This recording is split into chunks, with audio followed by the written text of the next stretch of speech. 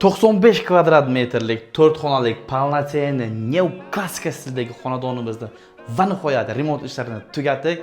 Videoni oxirigacha ko'ring. Yoqsa agar albatta bitta like sizdan.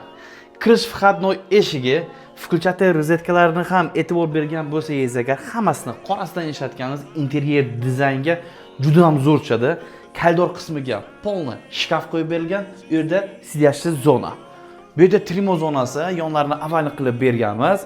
Telefon va pult shunga o'xshagan narsalarni qoldirib ketish uchun. Koridorni yorug'ligiga qo'shimcha bo'lish uchun hamda dekoratsiya uchun mana shunaqangi noodatiy biralardan foydalanganmiz. Ketdik. Bir xonalarni tanishtirib o'tiraman. Sanuzul ham razdelniy bo'lyapti, ham 4 ta xona. 95 kvadratning ichiga o'sha nerealniy. Birinchi sanuzulimiz bumaga va boshqa narsalarni qo'yish uchun polka qilganmiz bu yerda. Navbatdagi sanuzulimiz. Bu yerga ham polka, moyka, hammasi dush kabina, juda ham sho'rli yerlashtirib, kompaktni qilib berganmiz. Navbatdagi xonamiz bu yer bolalar yotoqxonasi sifatida foydalansa ham bo'ladi yoki kattalar yotoqxonasi. Kimga qanaqa ma'qul bo'lsa agar. Lekin juda ham chiroyli chiqqan.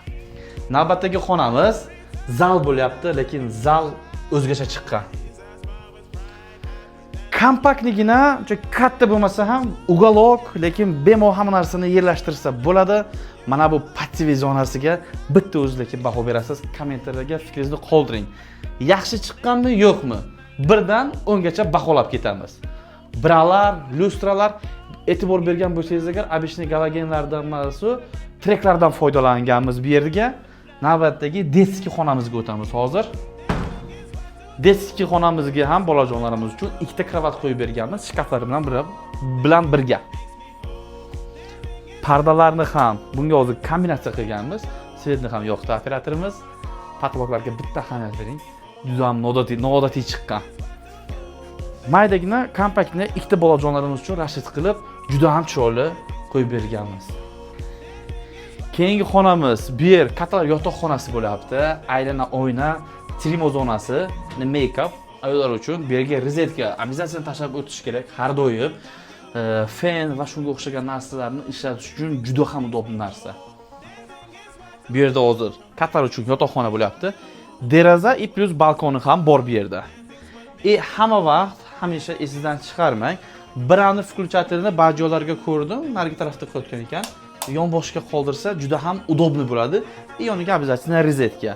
Bu hozirgi davr talabi, lekin o'zim buni tarafdori emasman, chunki bu aslan ishlatiladi rozetkalarga telefonlarni qo'yish uchun.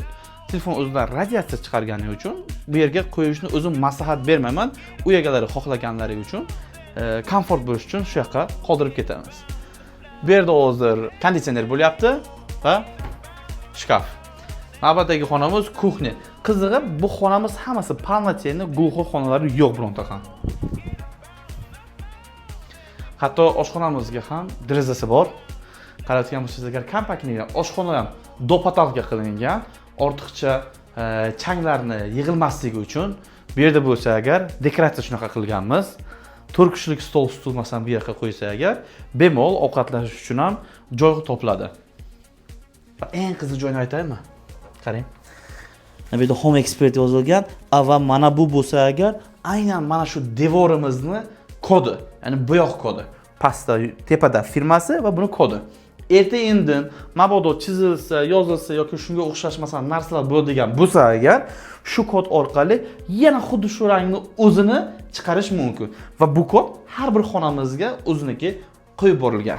Kimga shunaqangi chiroyli xizmatlar kerak bo'lsa agar, quyidagi raqamlarga telefon qiling. Bu xonamiz sizga yoqdimi, remontlari yo'qmi? Kommentariyada o'z fikringizni qoldiring. Biz ishlashdan to'xtamaymiz. Sizdan esa bitta like, komment.